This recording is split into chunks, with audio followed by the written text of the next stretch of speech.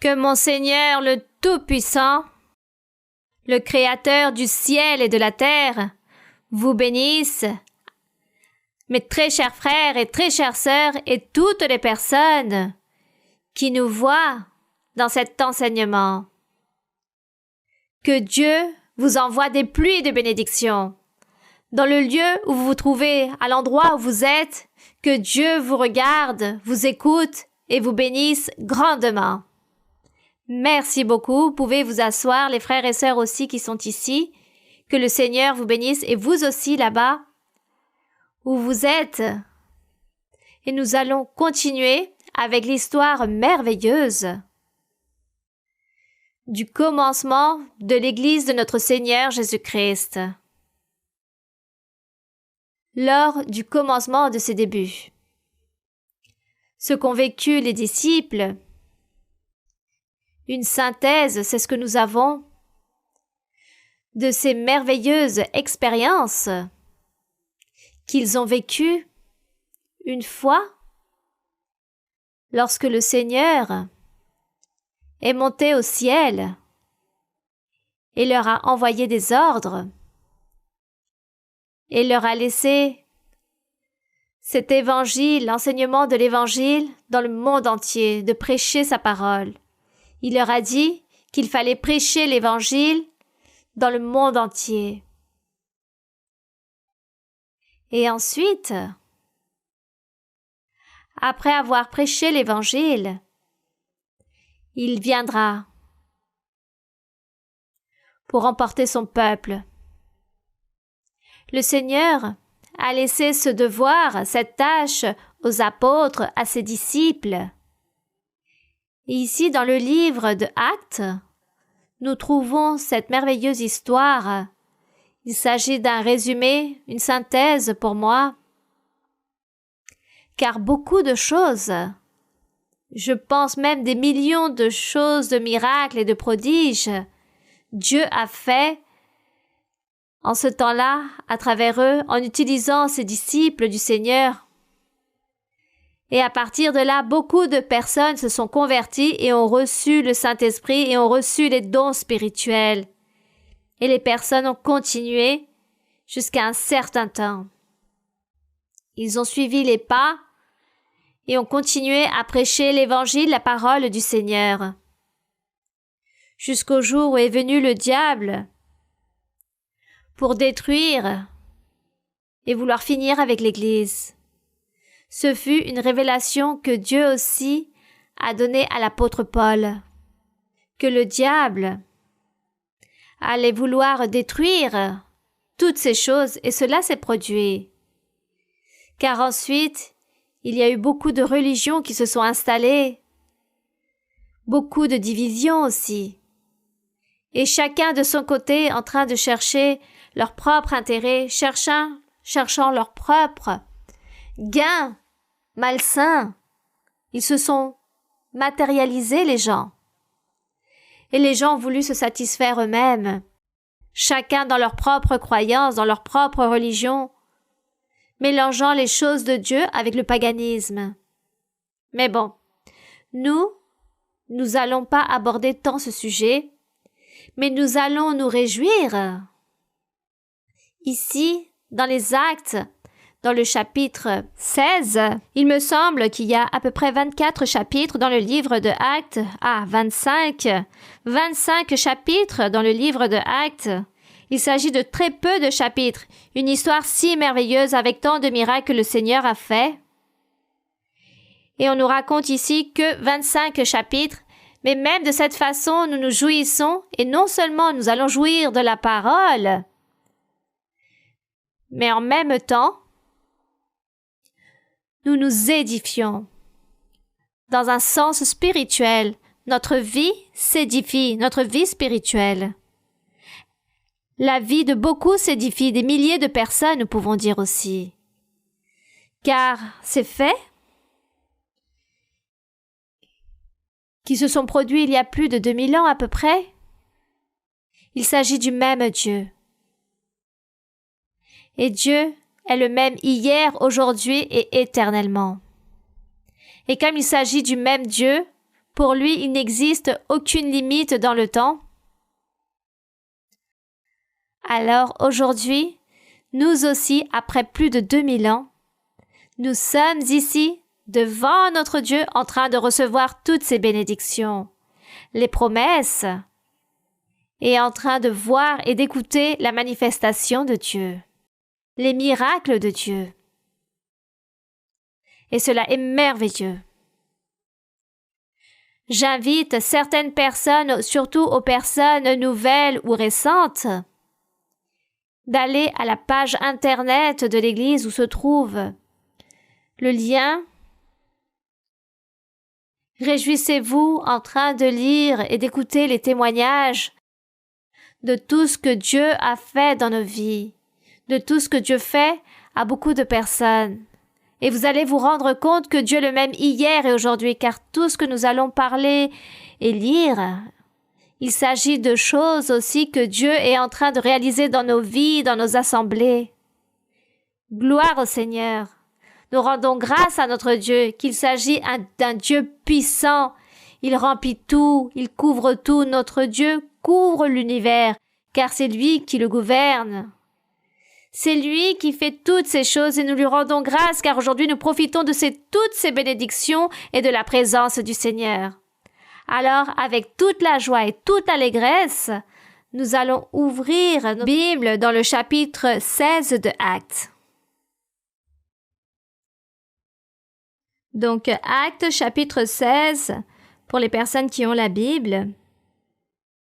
Même si aujourd'hui la plupart des personnes n'ont plus la Bible en papier, personnellement je ne la changerai pour rien au monde, ma Bible en papier.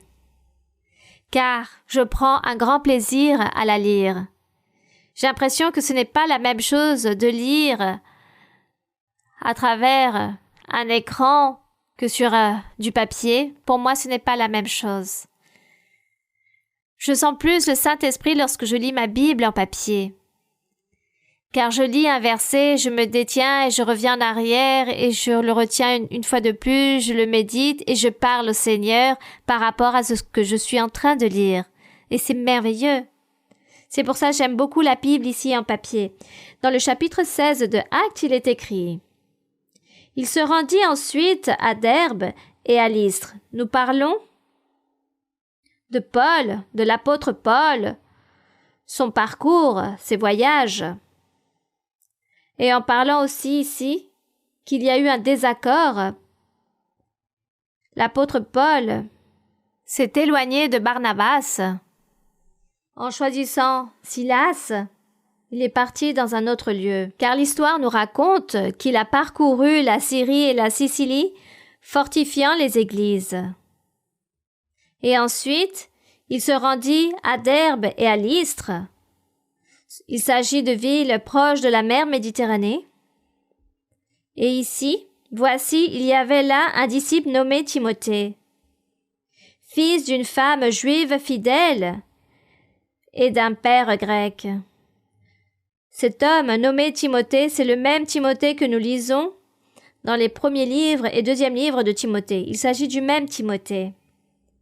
Et ici, l'histoire raconte que Timothée était le fils d'une juive, mais son père était grec. Verset 2. Les frères de Lystre et de l'Icône rendaient de lui un bon témoignage. Paul voulut l'emmener avec lui, et l'ayant pris, il le circoncit à cause des Juifs qui étaient dans ces lieux-là, car tous savaient que son père était grec. Nous voyons ici la sagesse de Paul. Nous voyons que Paul n'a pas agi avec du fanatisme. Au contraire, il fut intelligent, il a dit pour éviter des problèmes avec les Juifs, il est bon que Timothée se circoncie. En plus, Paul savait que la circoncision n'avait aucune validité. Si la personne était circoncis ou pas, c'était la même chose. Donc, pour éviter une série de problèmes avec les Juifs, valait mieux qu'il se circoncie. Et puis c'est tout. Puis, verset 4. En passant par les villes, il recommandait aux frères d'observer les décisions des apôtres et des anciens de Jérusalem.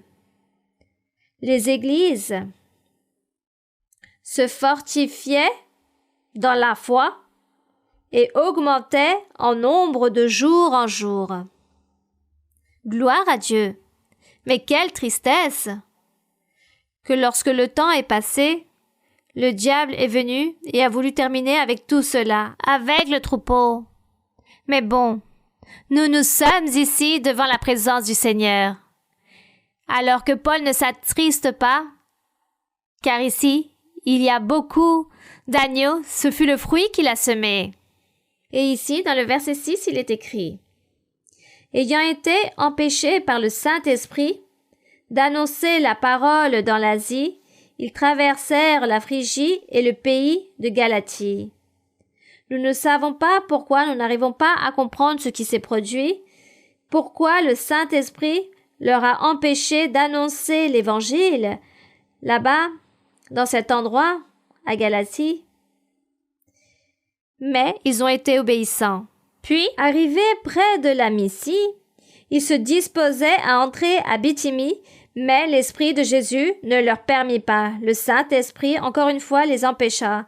Sûrement, ces personnes ne méritaient pas de recevoir la bénédiction de Dieu. Nous n'arrivons pas à savoir et nous ne pouvons pas non plus approfondir cela. Verset 8. Ils franchirent alors la Mysie et descendirent à Troas pendant la nuit. Paul eut une vision. Un Macédonien lui apparut et lui fit cette prière. Il y avait donc cet homme macédonien, un croyant. Il eut une vision, Paul. Et ce Macédonien essayait de convaincre Paul dans cette vision afin qu'il puisse écouter cette prière. C'est pourquoi il dit: passe en Macédoine, secours-nous. Après cette vision de Paul, nous cherchâmes aussitôt à nous rendre en Macédoine, concluant que le Seigneur nous appelait à y annoncer la bonne nouvelle. Il dit qu'il vit dans cette vision un homme macédonien et d'aller là-bas les secourir.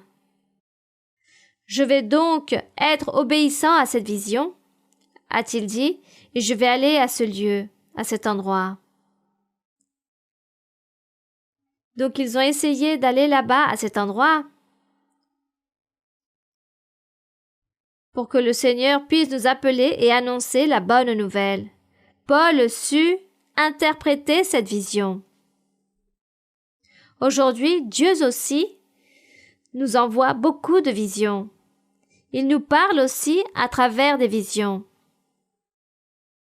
Et c'est pourquoi, aujourd'hui, il y a beaucoup de personnes disent être chrétiennes et qui disent lire la Bible, qui se rassemblent dans des temples chrétiens et disent lire la Bible. Les personnes ont connu les expériences que nous aussi nous vivons, car beaucoup sont venus dans notre assemblée, ont reçu la prophétie, ont profité de la prophétie, et on leur a enseigné que Dieu parle à travers le don de prophétie, de vision, de songe. Mais ces personnes disent, dans notre Église, il n'y a rien de tout cela, et se demandent, que devons-nous faire? Comment devons-nous faire pour que dans notre Église aussi, Dieu se manifeste et que Dieu fasse la même chose qu'il fait avec vous? Et c'est là où nous commençons à parler à ces gens-là et on leur dit qu'il faut croire. Il faut croire dans toute la doctrine qu'il enseigne dans son évangile. Nous ne pouvons pas sauter les chapitres ou certains versets de la Bible.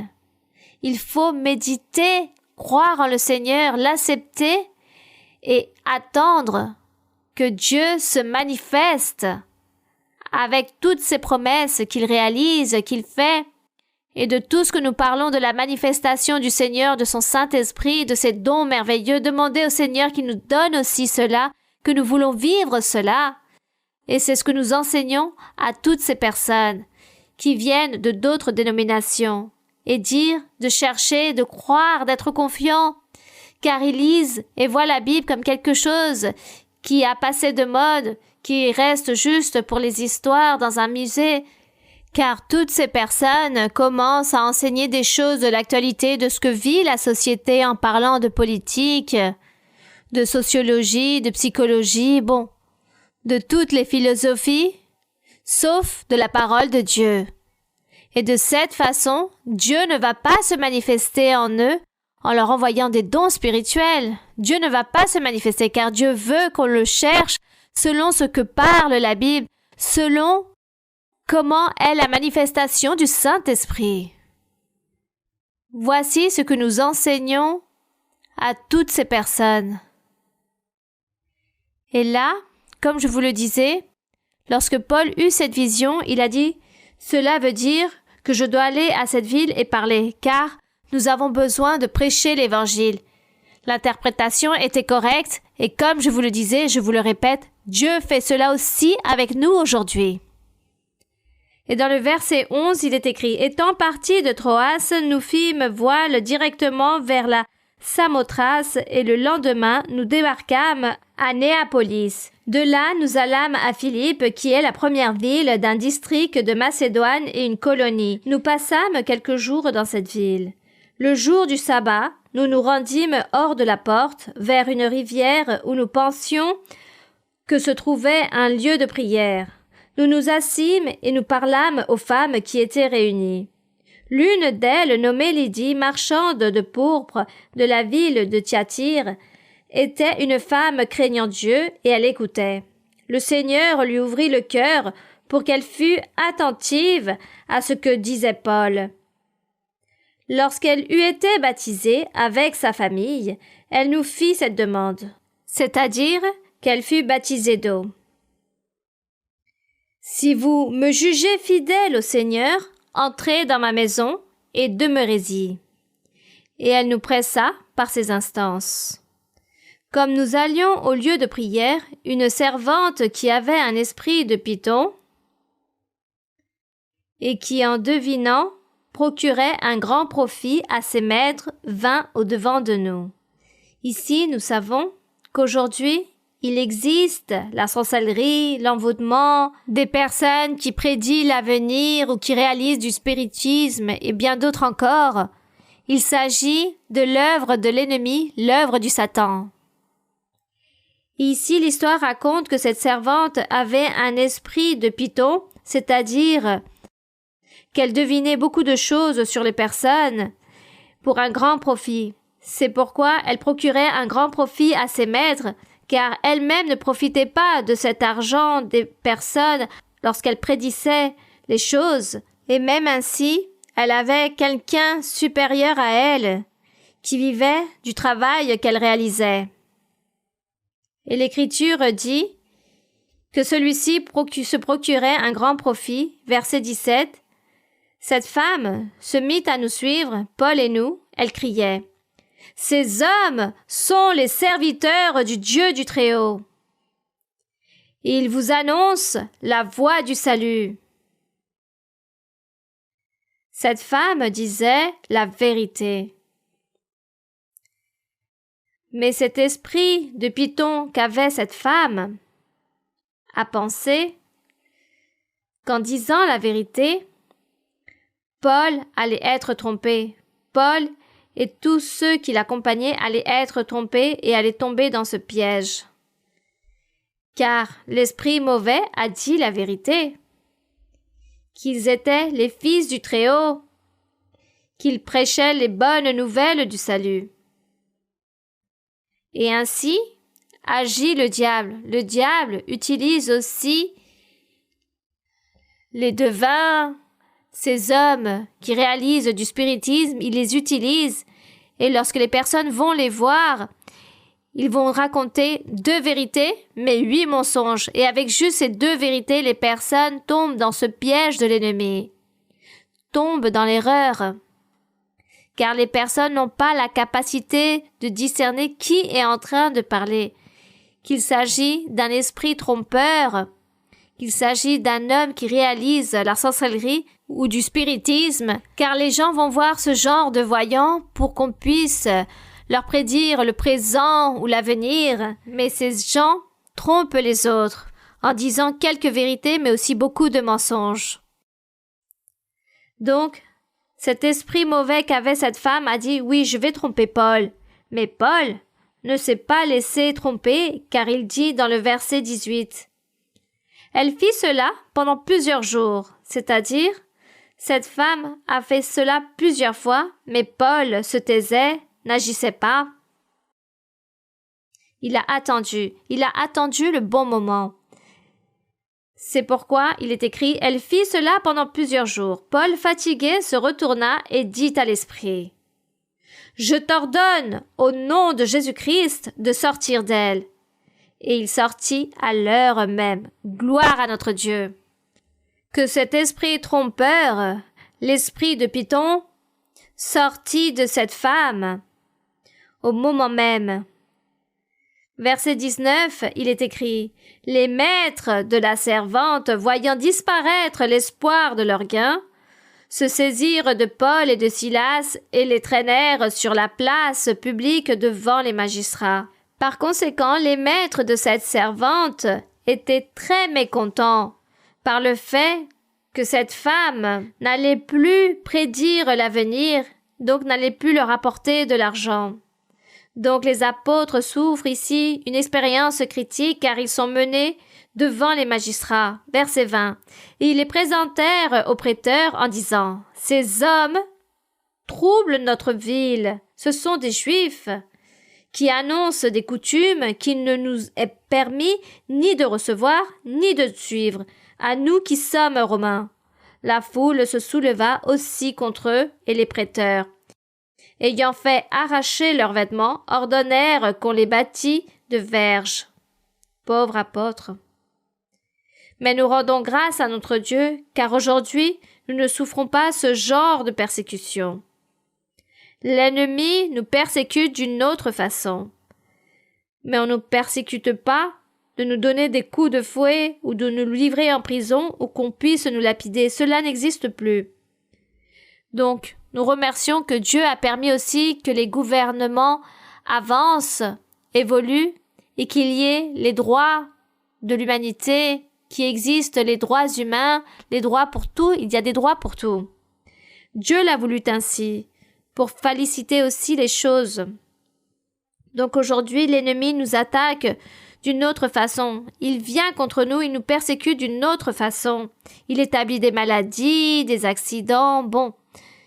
Il existe parfois des pénuries, des tristesses, des afflictions, ou parfois les personnes veulent même s'ôter la vie. De cette façon, l'ennemi agit et persécute les personnes pour les blesser, et surtout, nous qui sommes en train de chercher le chemin de Dieu, l'ennemi nous persécute. Mais Dieu nous a donné une arme pour nous défendre, qui est la prière. La prière et clamer le nom de Dieu, car c'est lui qui nous défend. Dans le verset 23, il est écrit « Après qu'on les eut chargés de coups, ils les jetèrent en prison en recommandant au geôlier de les garder sûrement. » C'est-à-dire de veiller bien sur eux afin qu'ils ne s'y échappent pas. Le geôlier, ayant reçu cet ordre, lorsqu'il a reçu cet ordre, il les jeta dans la prison intérieure, il leur mit les ceps aux pieds, afin qu'ils soient bien sûrs, qu'ils soient bien enfermés. Mais, vers le milieu de la nuit, Paul et Silas priaient et chantaient des louanges de Dieu, et les prisonniers les entendaient. Ils ont donc commencé à chanter des hymnes, à chanter les cantiques pour notre Dieu, à chanter les psaumes, à louer Dieu et à glorifier Dieu. Et les prisonniers entendaient tout cela. Et tout à coup, il se fit un grand tremblement de terre, le miracle que Dieu fait immédiatement.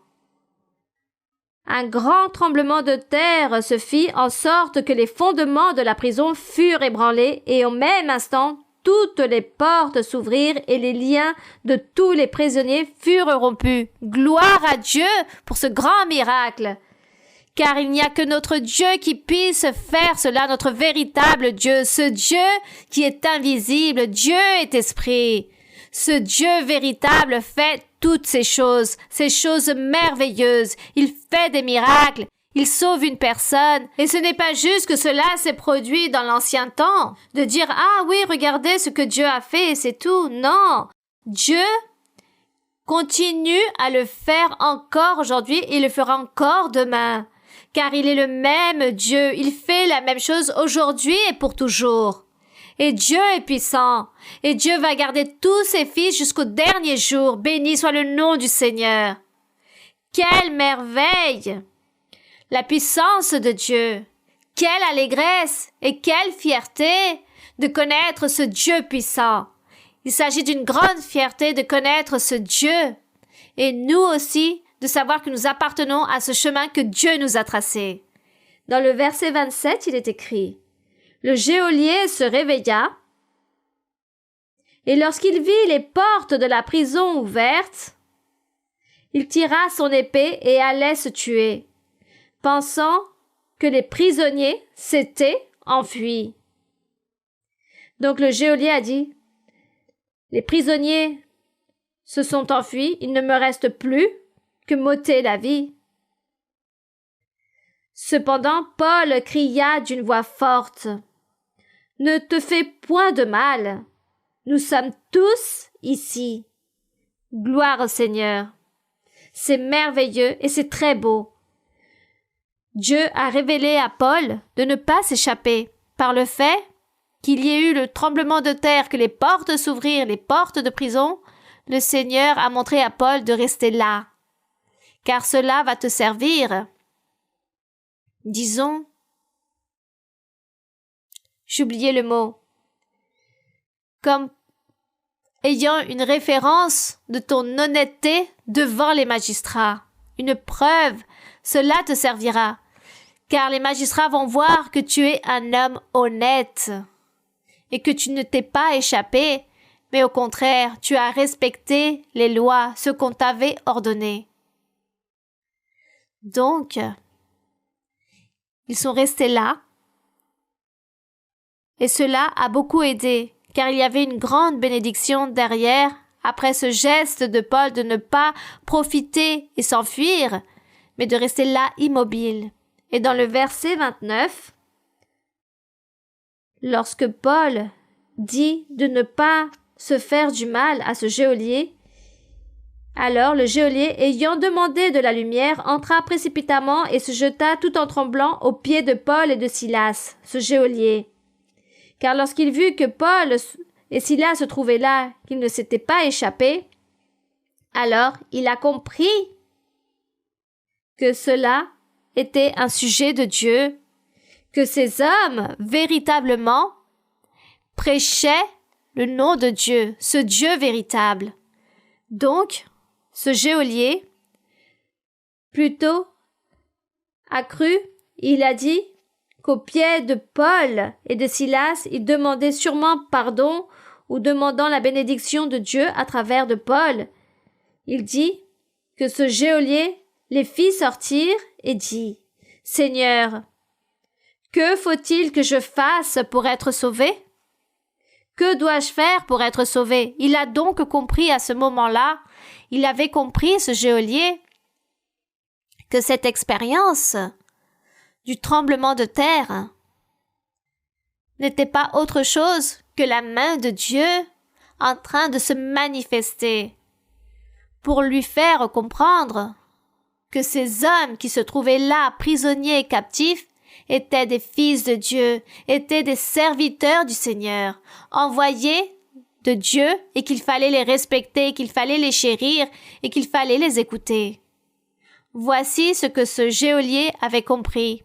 Dieu lui a donné cette bénédiction et sûrement Dieu a vu son cœur et c'est pourquoi Dieu l'a béni de cette façon.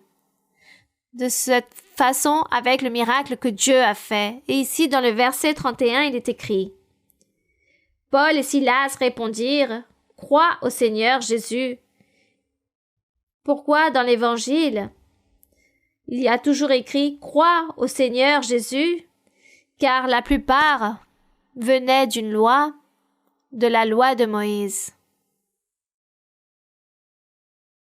Et le Seigneur Jésus-Christ, qui fut l'envoyé de Dieu, cet être que Dieu avait parlé à travers les prophètes dans l'ancien temps, ce Sauveur, ou ce Jésus, le Seigneur a parlé tant à travers Ésaïe, Ézéchiel, Jérémie, Michée, Zacharie, à travers de tous ces prophètes et même à travers Moïse. Il a prophétisé par rapport à son sujet lorsqu'il a dit au peuple « Dieu vous enverra un prophète comme moi », parlant du Seigneur Jésus-Christ. Cependant, les prophètes, après, ont éclairci que non seulement allait venir un prophète, mais que c'est Dieu avec nous. Dieu serait avec nous là-bas en train de prêcher la parole, donnant la guérison aux personnes, la liberté aux captifs, purifiant, sauvant, donnant une vie nouvelle. C'était cette promesse lorsque le Seigneur en Ésaïe leur disait « Un enfant nous est né, un fils nous est donné, et la domination reposera sur son épaule. On l'appellera admirable, Dieu avec nous », parlant du Seigneur Jésus-Christ, du côté humain, car c'était le même Dieu qui allait devenir chair, qui allait devenir un être humain, un morceau de chair, pour démontrer au monde, pour confondre les personnes, pour confondre le même peuple, qui selon lui était son peuple, mais qu'ils allaient être les premiers à être confondus. Et c'est ainsi que le Seigneur parlait, qu'il allait envoyer ce Messie, ce Sauveur, et dans beaucoup de passages des prophètes, il dit qu'on l'appellera Dieu avec nous, qu'il s'agirait du roi parfait, que son règne ne sera pas un règne matériel ou physique, mais un règne spirituel. Combien de fois le Seigneur, notre Dieu, a parlé à travers ses prophètes, mais personne n'avait compris. Et lorsque le Seigneur Jésus-Christ est venu, encore moins, car les personnes n'ont pas cru. Cependant, nous voyons ici avec les apôtres, étant juifs, ils se sont convertis car Dieu les a aidés pour se convertir et croire en Jésus autant que ce Dieu, le Fils de Dieu. Et qu'ils devaient suivre le chemin de l'évangélisation. C'est ainsi que le Seigneur, l'apôtre ici, ce geôlier, qui était un juif, a dit « Pour que tu sois sauvé, tu dois croire en Jésus-Christ, car tu viens de la loi de Moïse. Mais tu n'as jamais lu Ésaïe, tu n'as jamais lu Jérémie, les prophètes, tu n'as jamais lu, car si tu aurais lu même Daniel, tu t'aurais rendu compte que Dieu avait annoncé pour les jours suivants, pour le futur, il allait envoyer son roi, un sauveur, le Messie, le prince de la paix, le prophète parfait, le maître, le souverain sacrificateur, car il a tous ces noms, il porte tous ces noms. Et Paul aurait pu dire tout cela à ce geôlier. Comme tu n'as jamais lu, tu n'es pas informé de la vérité. Car il faut croire en Jésus-Christ. Il est le chemin qui mène à la vie éternelle. Crois en lui et crois qu'il a été envoyé par Dieu et que Dieu l'a envoyé pour que tout celui qui croit en lui sera sauvé. Voici de quelle façon Paul a sûrement évangélisé ce geôlier. Il lui a parlé de cette façon, dans le but de se faire comprendre et que le geôlier puisse dire « Jésus-Christ est une personne importante, il s'agit de l'envoyé de Dieu, et je dois donc croire en lui, car j'ai pu voir sa manifestation. J'ai vu et j'ai senti ce tremblement de terre, et les portes de la prison se sont ouvertes. J'ai donc bien vu la main de Dieu. Le geôlier aurait pu dire « J'ai vu Dieu ». Même s'il ne l'a pas eu face à face, en tant que matière, il a vu Dieu, il a vu le miracle que Dieu a fait. Il a vu ce que les apôtres prêchaient, qu'ils prêchaient un Dieu puissant. Ils prêchaient un évangile de puissance. Un évangile qui a du pouvoir. Et non un évangile littéral, juste des choses écrites, mais qui a du pouvoir, de l'autorité, car l'évangile du Seigneur est la puissance de Dieu.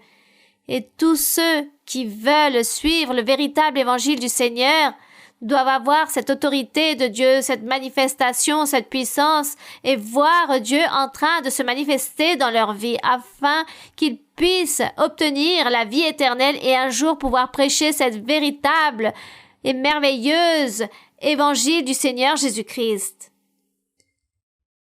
Combien de choses encore Paul a pu expliquer à ce geôlier? Car l'histoire nous raconte que ce geôlier les conduit dans son logement, le servit à manger, et il se réjouit avec toute sa famille pour avoir cru en Dieu. Et quand il fit jour, les prêteurs envoyèrent les licteurs pour dire au geôlier « Relâche ces hommes ». Voici ce qu'ont dit les magistrats. On dit à ces licteurs « Vous pouvez relâcher ces hommes qui se trouvaient en prison ». Sûrement, ils étaient très inquiets avec ce tremblement de terre. Mais ils étaient déjà dehors. Puis, ici, dans le verset 33 que j'ai oublié de lire,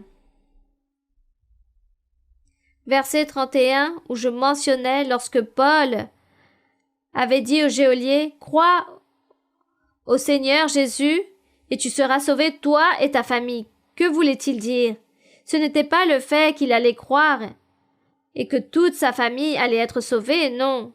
Ce qui lui a fait comprendre, si tu crois, et comme tu es le chef de famille, alors, toi aussi tu vas dire à ta femme et à tes enfants de croire, car tu es le chef de ton foyer, de ta famille. Donc tous vont croire, et tous vont suivre, et tous seront sauvés. Car c'était la grande bénédiction. Ce n'était pas juste pour le geôlier, mais lui et sa famille qui allaient croire, et sûrement ils ont été baptisés aussi. Et s'accomplit ce que Paul leur a dit. Crois au Seigneur et tu seras sauvé, toi et ta famille. Ils lui annoncèrent la parole du Seigneur ainsi qu'à tous ceux qui étaient dans sa maison, de ce que nous avons parlé, des choses probables, de la manière de comment il a parlé à ce geôlier. Puis il leur dit, il est pris avec lui à cette heure même de la nuit, il lava leurs plaies et aussitôt il fut baptisé lui et tous les siens. Gloire à Dieu. Les ayant conduits dans son logement, il leur servit à manger et se réjouit avec toute sa famille de ce qu'il avait cru en Dieu. Béni soit le Seigneur. Quand il fit jour, les prêteurs envoyèrent les licteurs pour dire au geôlier « Relâche ces hommes » et le geôlier annonça la chose à Paul. Les prêteurs ont envoyé dire qu'on vous relâcha. Maintenant donc, sortez et allez en paix. Mais Paul dit aux licteurs, « Après nous avoir battus de verges publiquement, de nous avoir humiliés sans jugement, nous qui sommes Romains, nous avons été humiliés, ils nous ont jetés en prison, et maintenant, ils nous font sortir secrètement? Non, il n'en sera pas ainsi, qu'ils viennent eux-mêmes nous mettre en liberté. » Paul, à ce moment-là, disons qu'il a montré de comme il était un personnage très important, il a dit « Comment cela se fait-il après qu'on nous ait humiliés publiquement, on nous dit « Partez en secret » Non, qu'on vienne nous faire sortir devant tout le monde pour que les personnes puissent voir que nous avons rien fait de méchant et que nous sommes innocents. et que c'est eux-mêmes qui doivent venir pour nous donner la liberté. Mais le plus beau, ce n'était pas tant pour Paul, ce n'était pas tant disant qu'ils viennent les mettre en liberté, mais ce qui s'est produit, le miracle que Dieu a fait,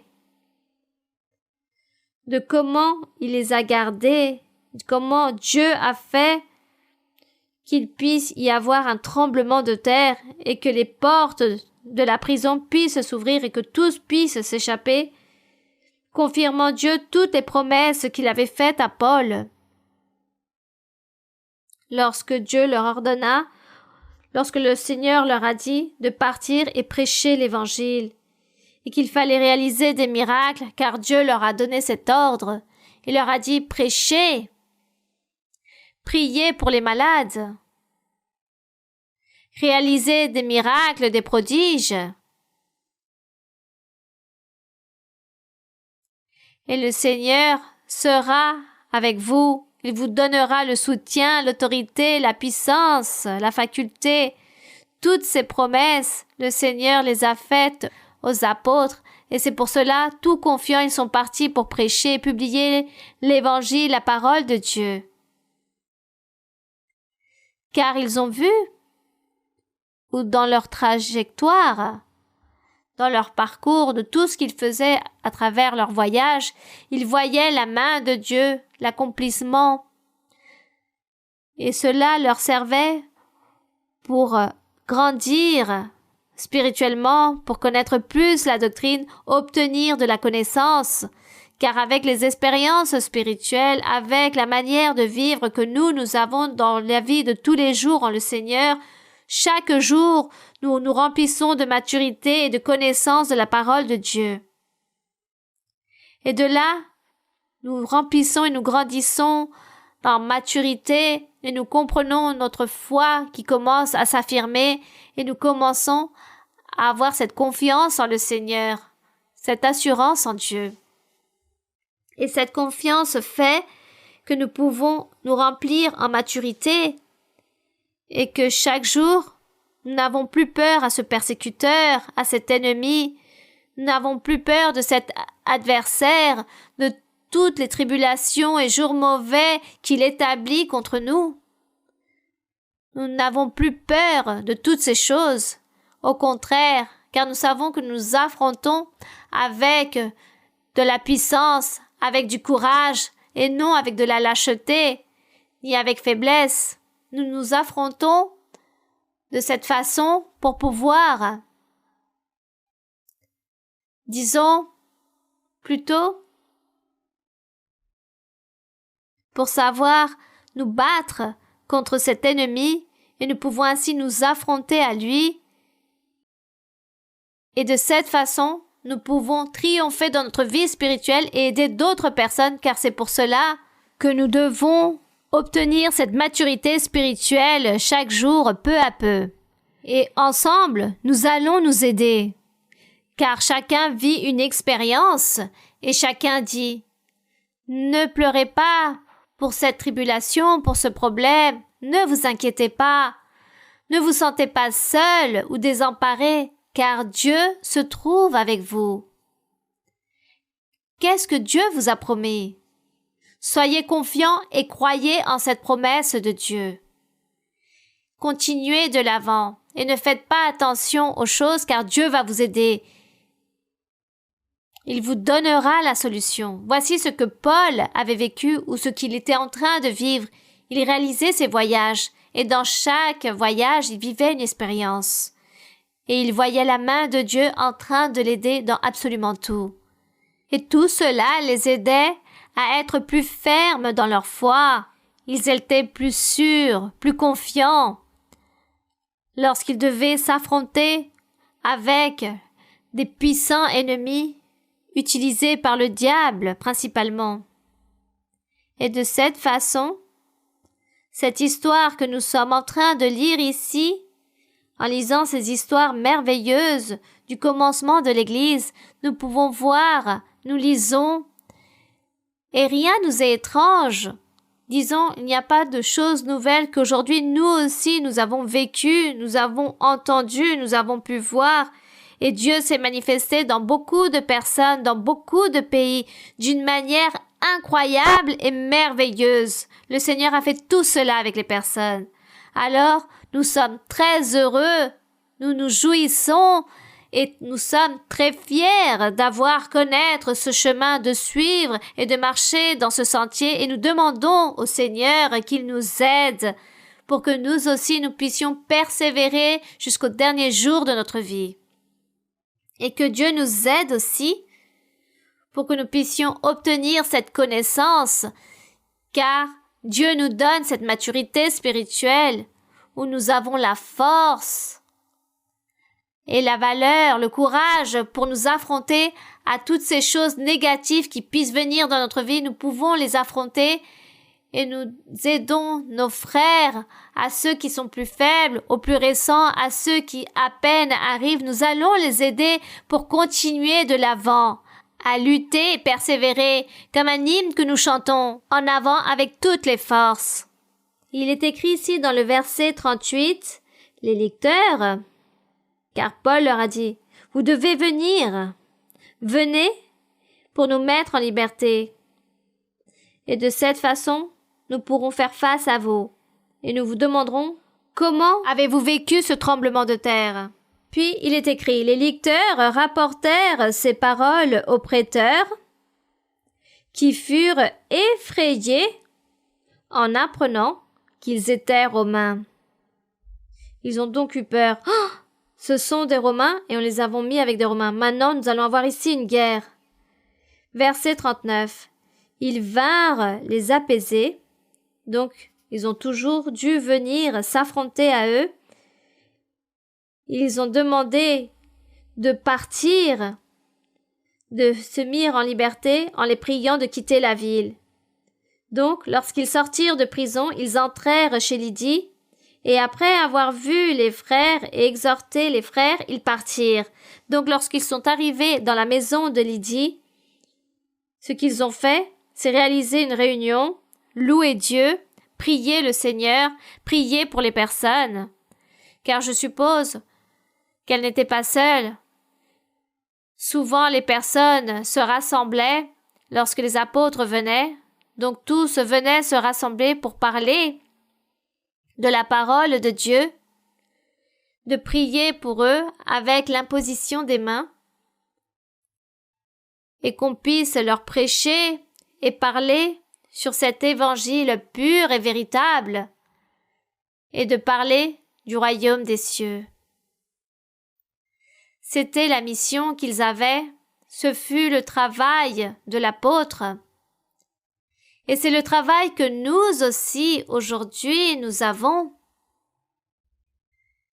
Car dans Éphésiens 4:11, il est écrit que le Seigneur a établi dans son Église des apôtres, des prophètes, des évangélistes, des pasteurs, des docteurs, afin de se perfectionner, de perfectionner les croyants pour que l'Église puisse être parfaite, afin que tous, nous devons arriver à ce statut spirituel dont est arrivé Jésus-Christ autant qu'humain, car le Seigneur s'est comporté comme un être humain.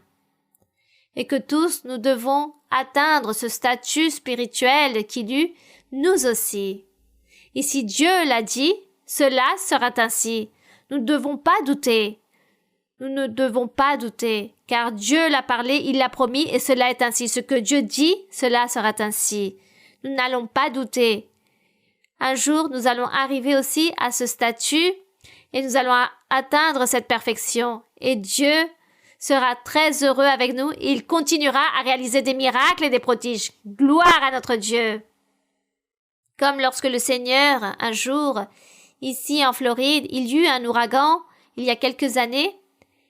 L'ouragan devait venir, et les personnes étaient prêtes avec la nourriture, avec toutes les choses nécessaires pour combattre cet ouragan, et je priais le Seigneur, et le Seigneur m'a dit, « Ne t'inquiète pas, je vais le dévier avant qu'il arrive. » Ainsi me disait le Seigneur, « Ne t'inquiète pas, je ne vais pas permettre qu'il vienne. » et bien d'autres promesses encore que le Seigneur m'a faites, mais que je garde pour moi.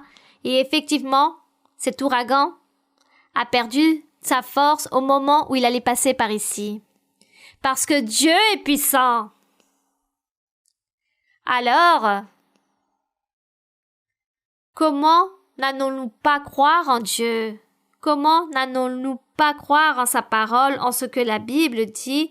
Ce que la Bible dit, nous le vivons. Nous sommes en train de le vivre, nous sommes en train de l'expérimenter. Alors comment nous n'allons pas croire? Alors pour les personnes qui ont ce livre, qui le gardent pour amuser, sortez-le, lisez-le et demandez à Dieu. Et Dieu vous répondra. Et Dieu se manifestera dans vos vies. Nous allons donc prier notre Dieu pour qu'il nous aide à continuer de l'avant et qu'il vous aide aussi pour que vous puissiez croire. Soyez confiants et comprenez et trouvez ce chemin parfait, le chemin de la perfection, l'évangile du Seigneur Jésus-Christ. Père Saint, Père Céleste, éternel Dieu, éternel Seigneur, notre Dieu, notre Créateur, notre Maître. Toi qui gouvernes tout l'univers, mon Seigneur, toi qui couvres l'univers, plus encore que l'univers, car tu es puissant. Nous sommes devant toi pour te rendre grâce. Merci Seigneur. Merci pour avoir connu ton chemin. Merci pour ce prodige, pour ce miracle que tu fais dans notre vie.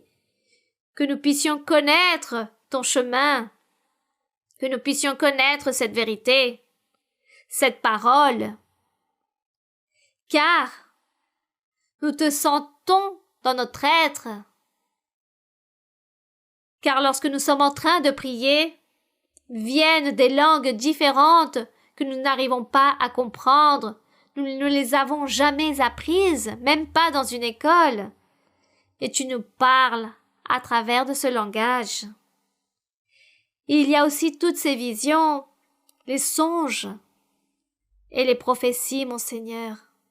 Lorsque tu parles, lorsque tu dévoiles toutes ces choses secrètes de notre cœur, lorsque tu sondes notre cœur, lorsque tu nous guides, lorsque tu nous orientes, lorsque tu nous exhortes, lorsque tu nous réprimandes, lorsque nous faisons quelque chose de mauvais, tu nous enseignes comme des enfants, car nous sommes des enfants devant toi. Et tu nous enseignes tellement, mon Seigneur, tu nous aides à comprendre ton chemin. Alors, comment n'allons-nous pas croire en ton nom après avoir vu toutes ces choses surnaturelles qui se manifestent chaque jour dans notre vie? Et lorsqu'une personne qui vient pour la première fois, tu lui sondes son cœur, tu dévoiles toutes ces choses secrètes qu'il y a dans son cœur, dans sa vie, tout ce qu'elle a fait dans son passé. Et beaucoup de fois, cette personne pleure en disant que tu es là, et que tu as parlé, que tu es vraiment ce Dieu. Car les personnes savent que nous, en tant qu'humains, nous ne pouvons rien faire pour personne. Mais toi, tu es notre Dieu puissant. Merci Seigneur pour nous connaître, pour te connaître.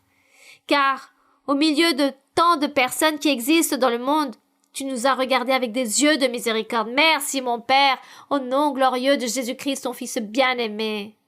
Et dans ta miséricorde, mon Seigneur, je te demande, en ce moment même, de tendre ta main qui guérit. Car tu es ce médecin divin, ta main qui guérit sur toutes ces personnes qui se trouvent malades, qui sont remplies de maladies incurables comme le cancer, et qui ont aussi des liens, comme les sorcelleries, les envoûtements. Ces personnes qui n'arrivent pas à bien réfléchir, à bien penser, qui ne peuvent pas parler correctement ou entendre correctement, qui ne peuvent bouger correctement car il y a des liens dans leur corps, car le diable les a liés. Seigneur, tends ta main, guéris, libère ta miséricorde, mon Seigneur, car tu es amour et miséricorde. Tu es ce pardon. Seigneur, sois miséricordieux, donne l'allégresse à tous, et que le Saint-Esprit remplisse chaque cœur de chacun. Père Saint, nous te rendons grâce, que l'honneur, la gloire et la louange soit toujours pour toi. Béni soit le Seigneur. Louange au Seigneur. Gloire à Dieu. Yo quiero más y más de Cristo. Yo quiero más de su poder. Yo quiero más de su presencia. Yo quiero más y más de Él. Yo quiero más y más de Cristo.